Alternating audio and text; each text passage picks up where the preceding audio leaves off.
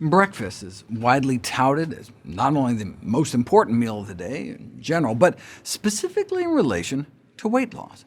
This is not just a pop culture prescription from checkout-aisle magazines, but an idea put forward by prestigious institutions such as Johns Hopkins, NYU, Mayo Clinic. Right? Even the United States Surgeon General. Want to trim your waist? Read a headline, American Dietetic Association, try eating breakfast, referring to breakfast as perhaps the best-kept weight-trimming secret. But is it true? The Duke School of Medicine's health newsletter was skeptical. It's always been billed as the most important meal of the day, until now. While it's widely presumed that eating breakfast protects against obesity, the belief is held up as a poster child of biased distortion of the scientific record. No one can argue that there isn't an association between body weight and breakfast. Studies have shown that obesity and breakfast skipping tend to go together beyond a shadow of a doubt. In fact, gratuitously so.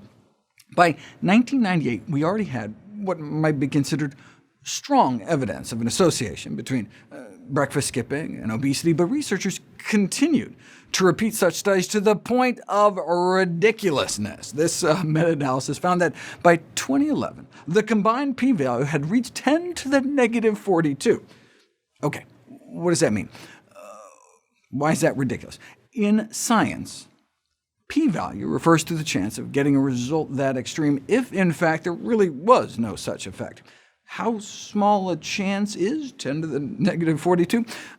This is how small that number is. In other words, the probability that the association between obesity and breakfast skipping was just a fluke is less than the chances of winning the lottery not once, but 5 times in a row, and then subsequently getting struck and killed by lightning.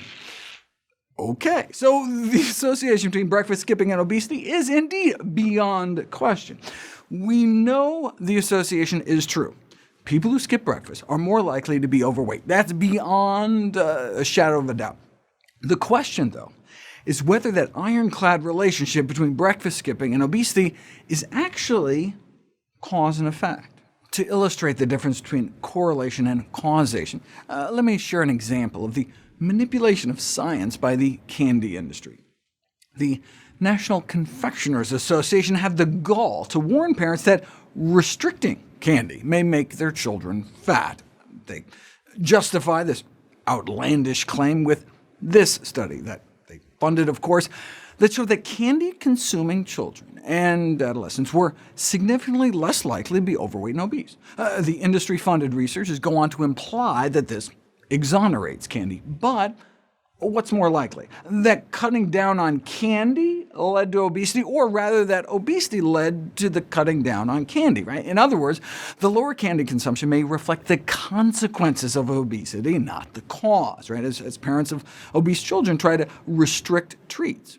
Similarly, the finding that those who skip breakfast tend to be heavier is equivalent to saying that those who are heavier tend to skip breakfast, right? It doesn't seem to be more likely that overweight individuals might just be skipping breakfast in an effort to eat less, rather than eating fewer meals somehow leading to weight gain. Now it's possible that skipping breakfast could slow your metabolism or cause you to overeat so much later in the day that you gain weight, but you can't know for sure until you put it to the test.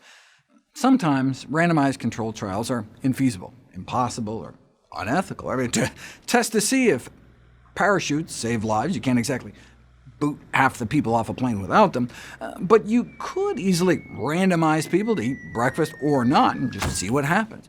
And it turns out eating breakfast does not seem to affect your metabolism rate or sufficiently suppress your appetite. Most studies, 95%, found that eating breakfast tends to lead to the same or greater caloric intake over the day.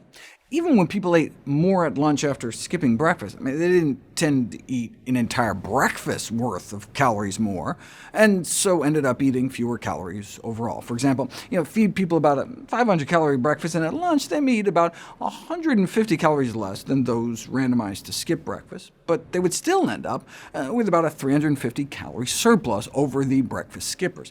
Does this then translate into weight gain over time?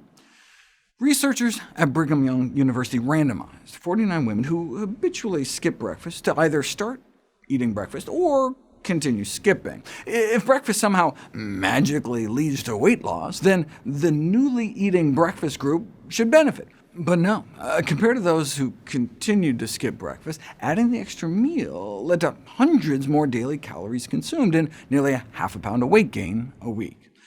If you already eat breakfast and start skipping it, will you lose weight? We'll find out next.